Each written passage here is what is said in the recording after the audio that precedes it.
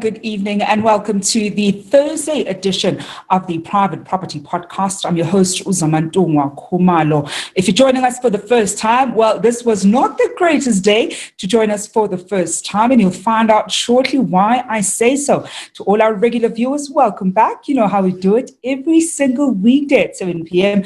You and I have an appointment where I'm always in conversation with an expert who helps us on our property journey. Now, it doesn't matter whether you're looking to buy, to sell, to build, or of course, you're still just eyeing out what you can potentially do with your property portfolio. This is the only daily property talk show in South Africa that helps you on your property needs. And talking about helping you on your property needs, we of course have a whole host of other shows that you can tune into across Private Property's social media platforms. As it is a Thursday, you can catch award-winning farmer Umbalino later on this evening at 8 p.m. bringing you the Farming Podcast. And tomorrow, as you get ready for the weekend, Chad is going to be bringing you the Home Shoppers Show, where he gives us a great sneak peek into some of Joburg, certainly the country's best properties. And of course, for those of us at home who are still, trying to see what is out there, that show definitely gives you a great taste of what is on the market. And every Wednesday, Essie Clarkson brings you the First Time Home Buyer Show, which is always in conversation with somebody who has walked that first-time home buying journey and has gone on to grow their property portfolio from strength to strength. Now, this evening would have been, episode 273 of the Private Property Podcast. Unfortunately, we cannot have our episode because of load shedding. Our guest is unfortunately unable to come on. As you can see, my network is also not the greatest, and these are just some of the after effects, or certainly the negative effects of the ongoing load shedding that we're experiencing in South Africa, especially right now as it is winter. So instead, because we do not want to leave you alone, we certainly would never do that, because as I said, we always have an appointment every single weekday. We're going to be playing an episode that we did actually last week with Candice van Wyk, who's a co-founder and a property investor herself at Property Pick. And that was episode 267, where we're exploring what it takes to make a career out of property investing in 2021. And that was really great insight, where she used those 7 habits of highly effective people. It's from Stephen Covey's book, and sort of applies them to property investment as a career option, and also just gave insights and tips of what you should be thinking through in the event where you want to make that switch. We do apologize for this. I think if anything, we're very likely going to start taping a few episodes of this podcast, as you always see Essie Clarkson's show being taped, just so we're always able to bring you fresh content, fresh guests, and of course, keep making the property circle bigger. Well, that's it from me this evening. We are certainly going to continue the conversation on social media. You can follow us across our social media platforms. We're on Twitter, we're on Facebook, we're on Instagram. We're also on, of course, YouTube. You can follow our YouTube channel, subscribe rather to our YouTube channel. And we're now also on TikTok. You can follow myself at Zamantungwa_K on Instagram as well as on Twitter. I'm going to leave you with this episode from Candice van Wyk. I was in conversation with her last week, and it was a great conversation that we had. And this was, of course, as we were getting ready for the episode that we had on Monday at Black Brick. So there is another episode that we did at Black Brick. As you know, we're going to be having another one next week, as we're going to be having episode 275, as we unveil, certainly get a nice sneak peek of the new property, so Santon 2 at Black Brick, that they're having across the road from the current hotel that they currently have right now. And we'll probably now only have to move it to Tuesday. I know that was something we're going to be doing on Monday. So the team and I are really excited to bring you that particular episode from Black Brick next week. We hope that load shedding is not going to get in the way of us bringing that to your screens. Well, I definitely will be back tomorrow evening at 7 p.m. Until then, hoping you're staying home, staying safe. And here's that repeat of episode 267.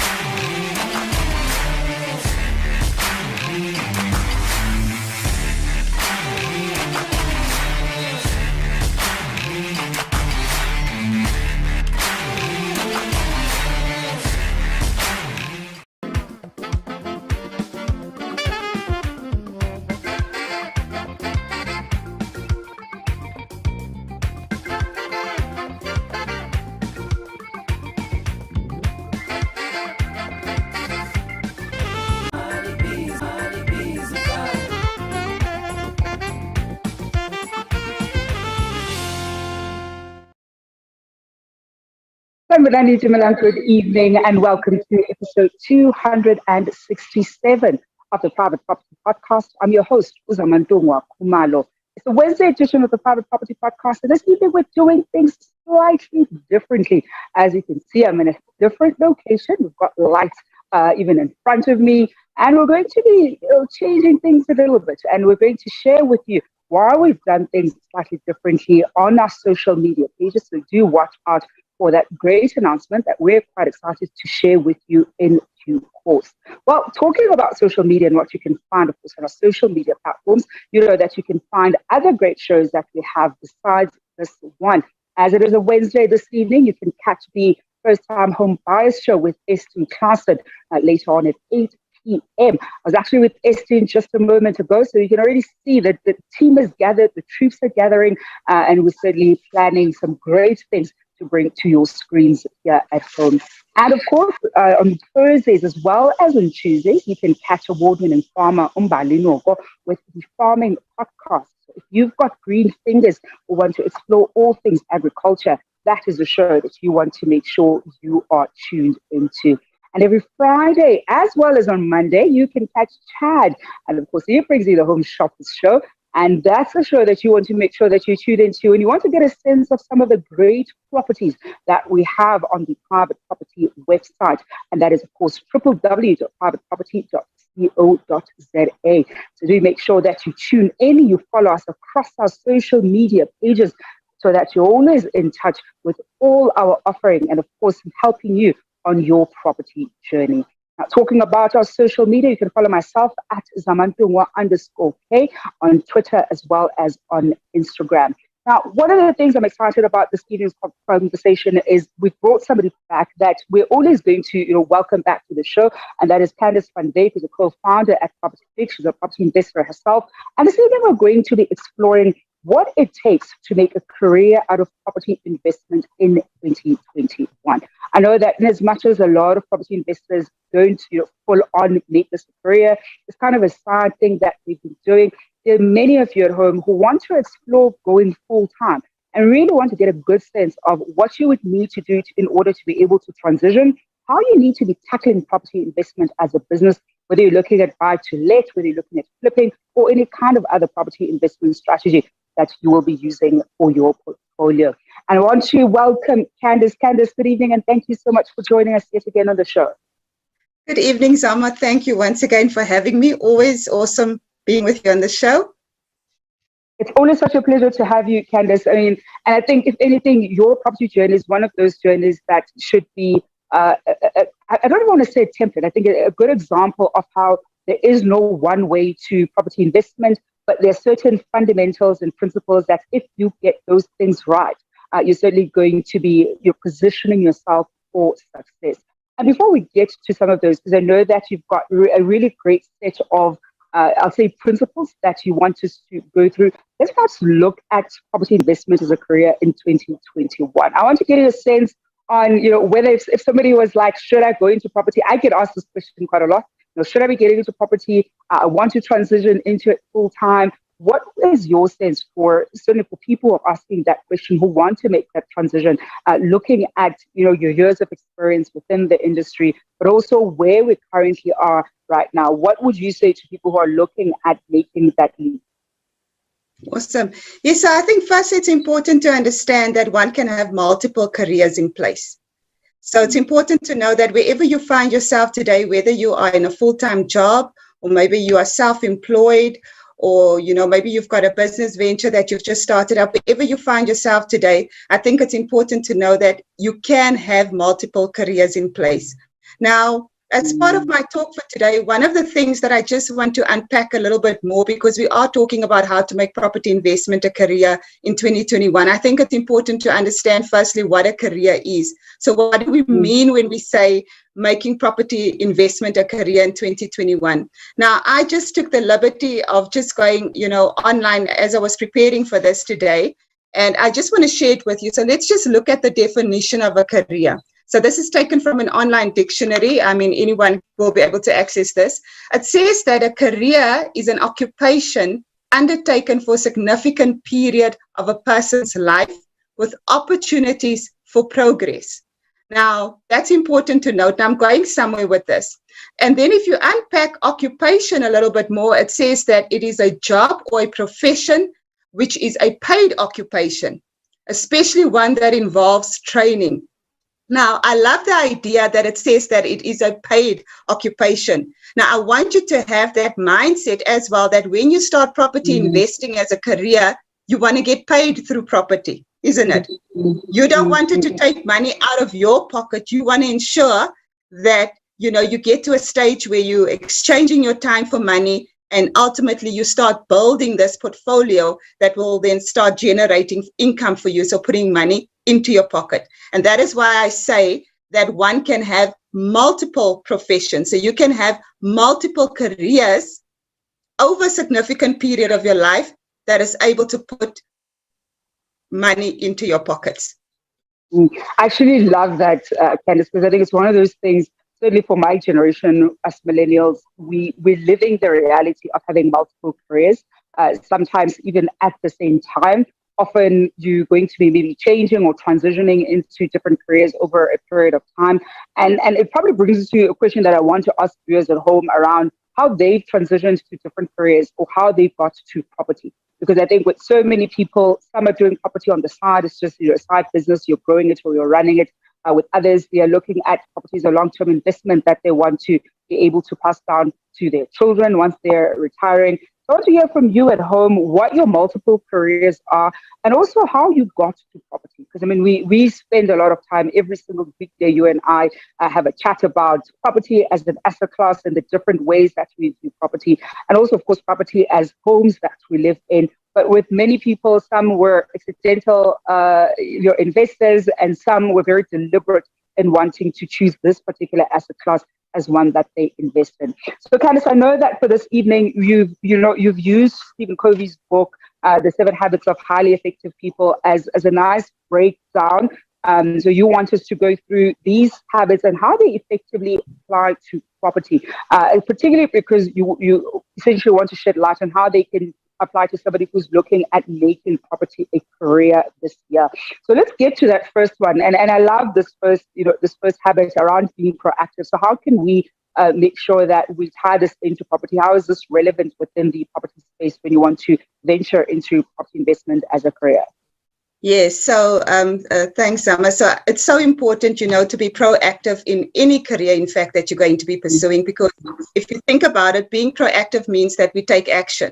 So it means that you're actually doing something. And if you're not doing something, then there's no opportunity to generate the income or generate the money that you need. So in property, the same principle applies, is that if you want to be in a position where your property start bringing money into your pockets, you can't just sit where you are today and say to yourself, I want to make a success out of property this year, but then you're not doing anything, or you're not doing anything differently. So that means that you are going to have to do something that is going to help you move yourself forward in terms of growing your portfolio, whatever it may be. But I think just to backtrack, just one thing I want to share, Zama, as we lead into this, is that I just want to say that as part of making property investing a career, you need to really be relentless in pursuing your dreams and your goals. It doesn't matter where you are today. You have to ensure that you are relentless, and being relentless means that you are persistent. So even if you've tried before, it didn't work out,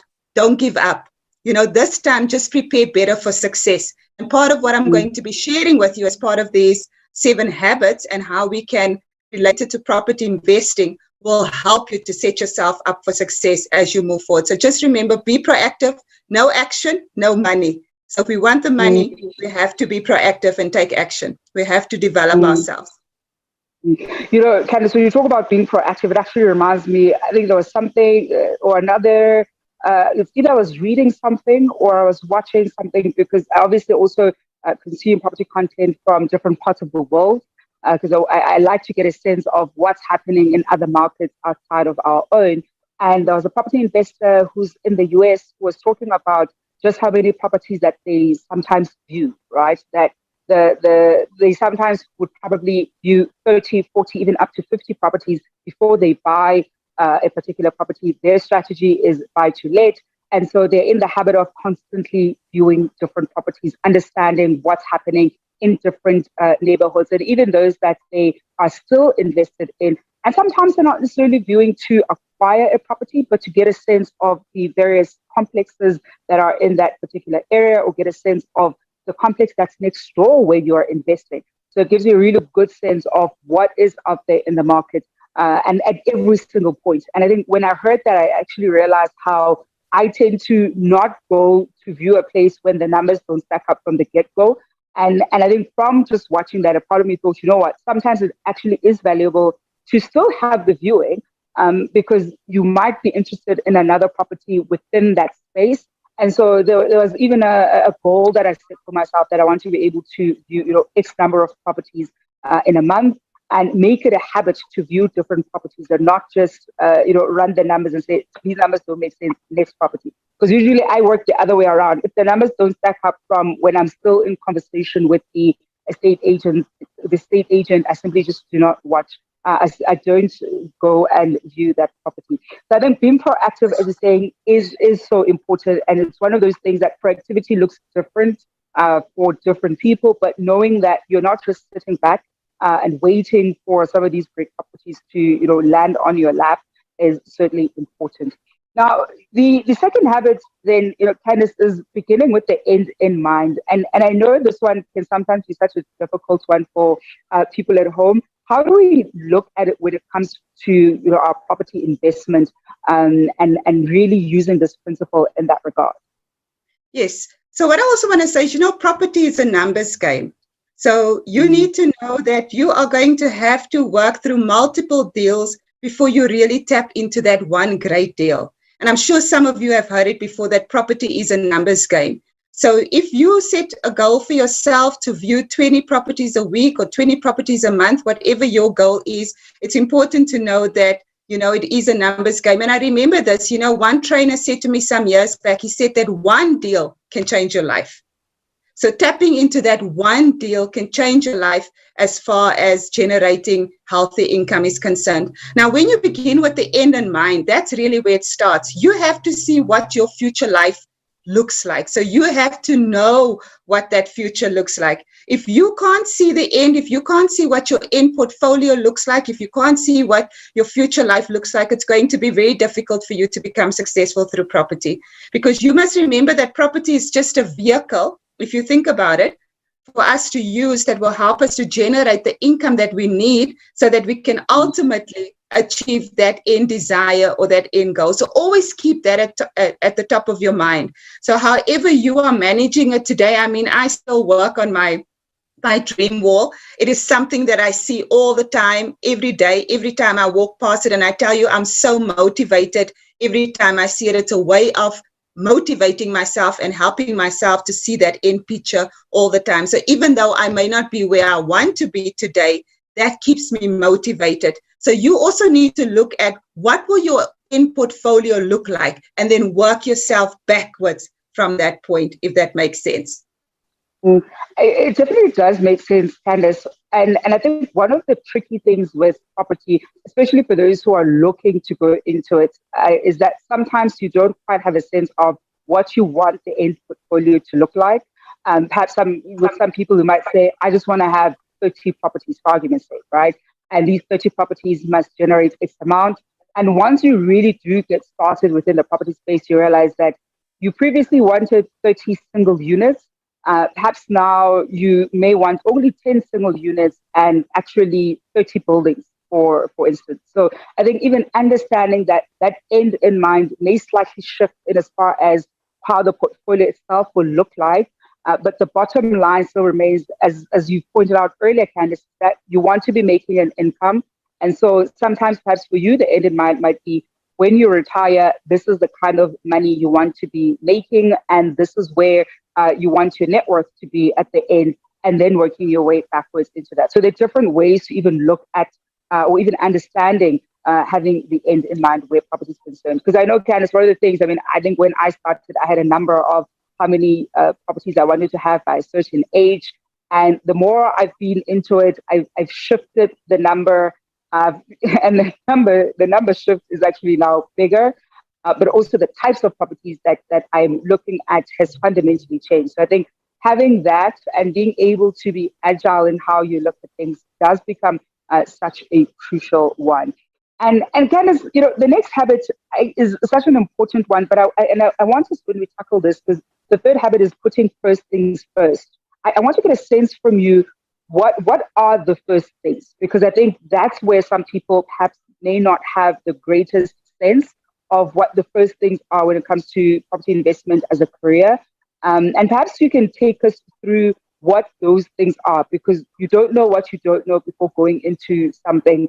And I'm sure many viewers at home probably want to recognize the blind spots that they have, and some that they potentially didn't even know they had. For sure. So, putting first things first actually relates directly to your goals.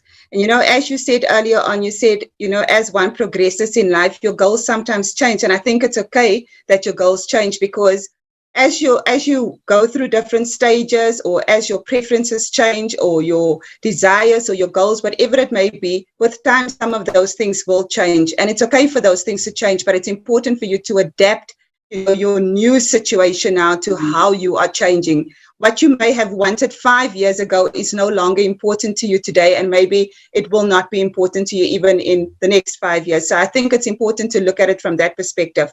But when we talk about, putting first things first, it's about what is that next thing that you need to do that is going to move you one step closer to your property investment goal. Now, one of the things that I can just share with you, and this is something that I still do today, is that I ensure that I spend a lot of time reading on what is happening in the property market. From a rental perspective, from a capital flip perspective, it's so important to educate yourself, empower yourself. So that's one of the things that I do. Why? Because I need that information as I am moving my property goals forward. So you need to understand, where are you today? Where do you want to be? And what is just that one thing that you need to do that's going to move you one step closer, to your goal? Another thing that you could maybe think about doing is, and this is so important in property, is that you have to always be working on building your network. So that's important. So in property is not a one-man show, journey or career. You have to ensure that you are continuously building your network, looking for the right people that you can associate yourself with, surrounding yourself with the right people, because, iron sharpens iron, and it's important that you're always surrounded with people, in some cases, who are even more successful than what you are, who are doing bigger deals. Because as you're spending more time with them, that rubs off on you. And then it starts, empowering you from that point onward. So sometimes it's just taking those little steps that can move you forward towards your next property investment goal. We are taking your questions and comments at home this evening as we explore what it takes to make a career out of property investment this year. I'm in conversation with Candice van Beek, who's a co-founder and a property investor herself, a co-founder, of course, of Property Tech. We've got a comment coming through on Facebook from Erasmus Tse, who says, I've also learned that property investment is a long-term relationship. Erasmus, I always joke that when you buy a property, and even if you're not investing, particularly when you sign up for a bond, 20-year bond, it's probably very easily going to be the longest relationship that you're going to be in. And my joke is always that I know I don't have commitment issues because I've got quite a number of those 20-year long relationships that I have signed up for. So it really is understanding that it's long-term, especially if that's part of your strategy. I know with some people you're buying to flip and to sell. And so that with the period that you would have that particular property is slightly shorter. But of course, the act of, being in business and flipping those properties, that's still fairly long-term. When you're flipping that property, you need to make sure that you're still ensuring that the quality is good, so that whoever buys the property, lives there, or invests with that particular property has bought a good property. And I think that's something that we sometimes take for granted, Candice, especially in this day and age where we really do want quick returns. And there are various people, and I'll say even especially during this, COVID pandemic, who say they can give you X returns per year. Some are saying over 20% returns per year. Understanding that it's a long-term game, understanding that you're not going to make all of your money in 1 year, understanding that you're not going to, have 40% yield, for example, is a difficult one. And I've seen a lot of people sometimes thinking that property is the silver bullet to their to their financial issues, or that it's going to make them rich overnight. Perhaps, I'm keen to hear from you, Candice, around how we can almost better cement the long-termness of property, because I am getting a lot of that sentiment right now about, it's low interest rates, by now you're going to make a lot of money. And really that isn't how your property investment works, even when you're not looking at it as a career and just looking at having maybe 1 or 2 investment properties in your portfolio. And you're so right, Zama. Property is really a long-term relationship that one needs to, prepare yourself for. It's definitely not an overnight get-rich type of strategy. You are going to have to work the strategy over the short term, over the medium term, and of course, over the long term. And that will relate directly to what your goals are. What is it that you want to achieve in the short term? What strategy in property can help you achieve that financial goal in the short term? What strategy can help you achieve it in the medium term, in the long term? Let's say, for example, you want to leave a legacy for your future generations. That also becomes a long-term strategy. So what do you have to do today in order to build that cash flow pot so that, one day when you're not here, that your property investing will be able to take care of the future generations that are maybe part of your family today. So I think it's definitely important to have that understanding, know the strategies that will be able to help you achieve your goals, your financial goals over the short term, the medium term, and the long term. And of course, that goes back to then empowering yourself with the right knowledge, get the right knowledge and the right strategies, because there's so many different things that you can do in property. And when you start also associating yourself and expanding yourself with people who are successful in property, you start learning about more creative strategies, about more creative ways to actually finance your deals. So there's so many different things that you can do in property, but you must also, as part of having this long-term relationship, no one wants to be in a relationship where there's no love, where there's no commitment. I love it. I love that. I think, and the love goes both ways, right, Candice? Because I think and what I mean by the love goes both ways is you buy a property and you get a great tenant who, stays there and they pay on time every time, but then you don't maintain your property.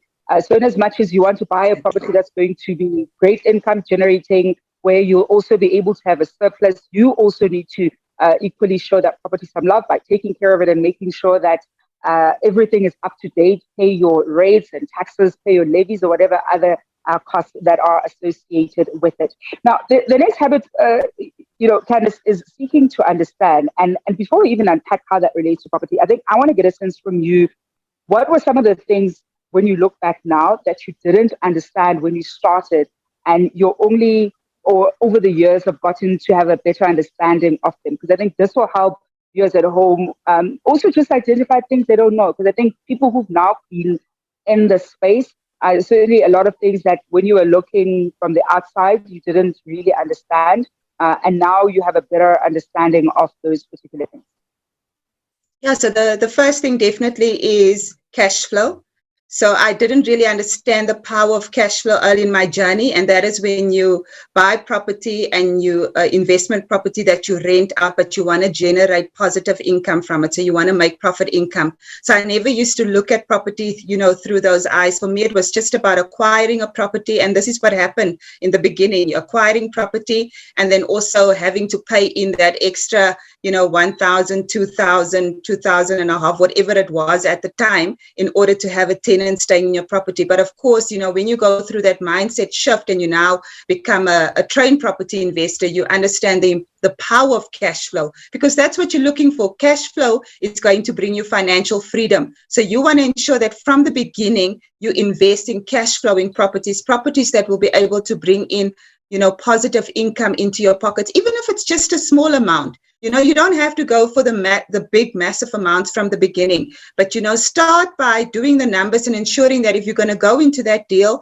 you have taken into account all of the costs, all of the expenses on that particular property.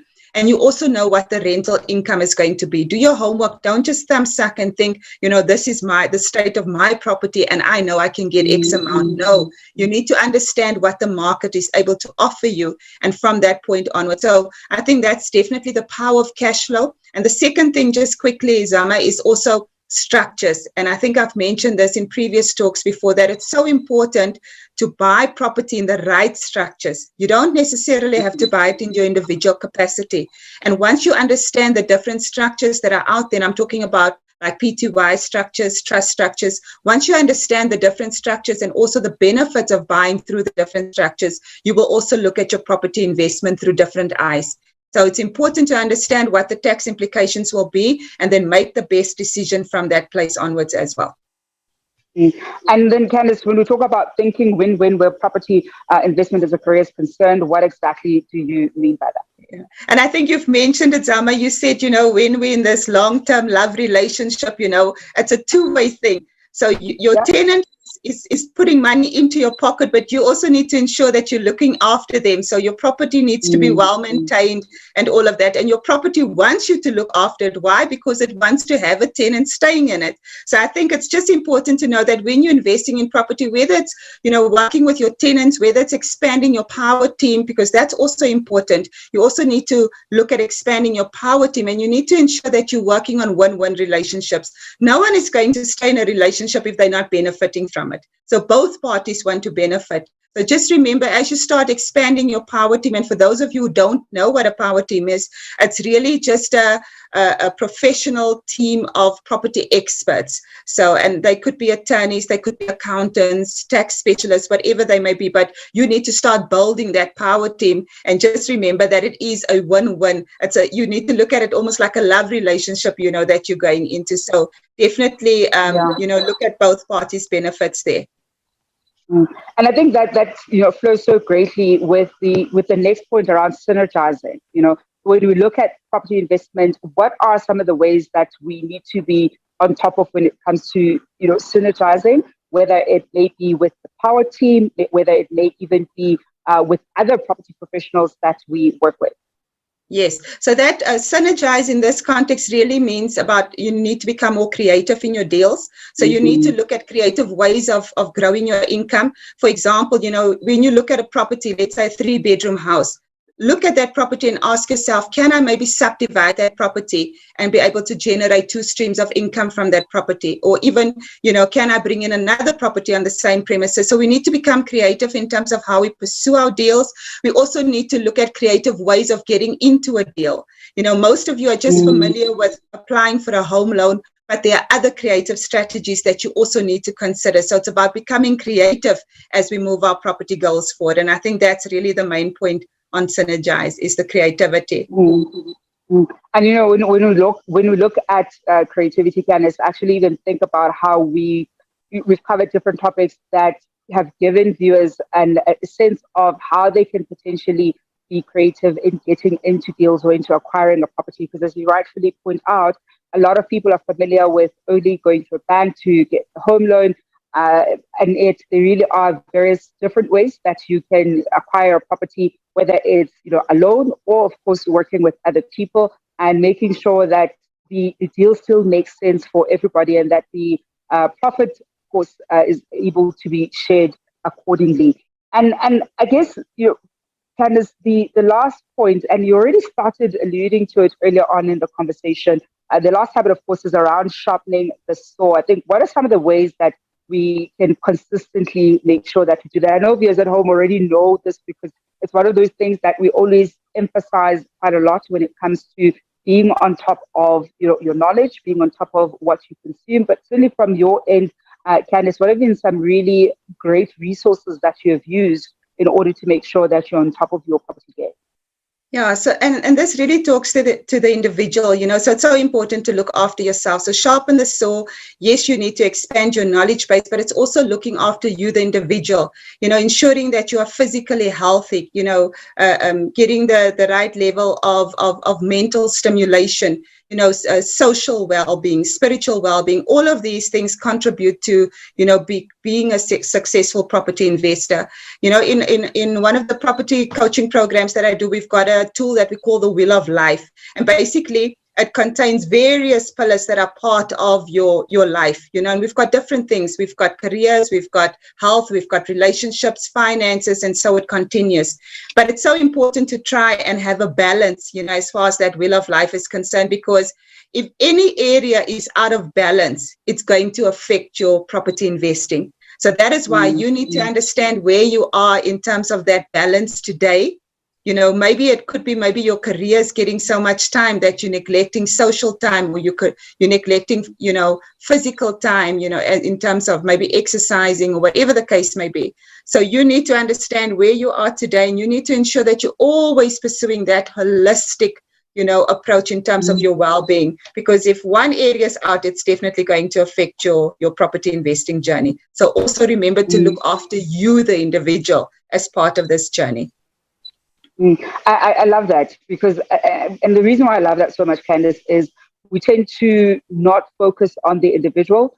And this isn't just in property, but I think generally, we're so busy with chasing deadlines, climbing up the corporate ladder, attending to our side hustles with the main business, that we forget to just check in with ourselves to make sure that the center holds and that the center is nourished, whether it is, I typically go on hikes on Sundays to just make sure that I'm centered. I haven't gone on a hike in a few weeks. So that gives you a sense of how I've also been neglecting myself a little bit. And as you so rightfully point out, more often than not, when we neglect ourselves, it has a ripple effect on other areas of our lives, whether it's career, sometimes even family. So it is so important to make sure that the center is taken care of, because that gives us all the tools that we need, or certainly the foundational tools that we're going to need in order to take care of the other areas of our lives. Candice, before I let you go, any final tip for people who are still slightly on the fence around taking a property investment as a career option for certainly this year and going forward? First thing that I want to say to them is that the time is now. Don't put it off any longer. The time is now. The opportunities are out there. So you need to get yourself ready. If you really want to start generating additional income and really start building your property portfolio, and not just for today, but for lasting reasons, financial reasons, to really build your wealth, it's important to take advantage of the opportunities today. And then I just want to say to you is that, as property investors, it doesn't matter where you are on your journey. We don't quit, we keep going, and we never give up. So just continue sharpening that saw, continue growing your knowledge base, expanding your network, building your skills in the area of property investing, and ensuring that you get the right level of knowledge, and you will be able to achieve your goals. Don't give up. Your goals are just around the corner to be achieved. So that's last words from me, Zama.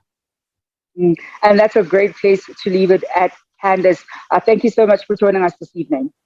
Thank you, Zama. Thank you for having me. Always a pleasure being on the show. Thank you. And that is Candice van Wyk, who's a co-founder at Property Tech. And that brings us to the end of this evening's edition of the Private Property Podcast with myself, Uzamantungwa Kumalo. Has been great to be with you this evening. It is a Wednesday, so you can look forward to the First Time Home Bar Show with Essie Clarkson at 8 p.m. I'll be back on the screens tomorrow evening at 7 p.m. Until then, hoping you're staying home and staying safe.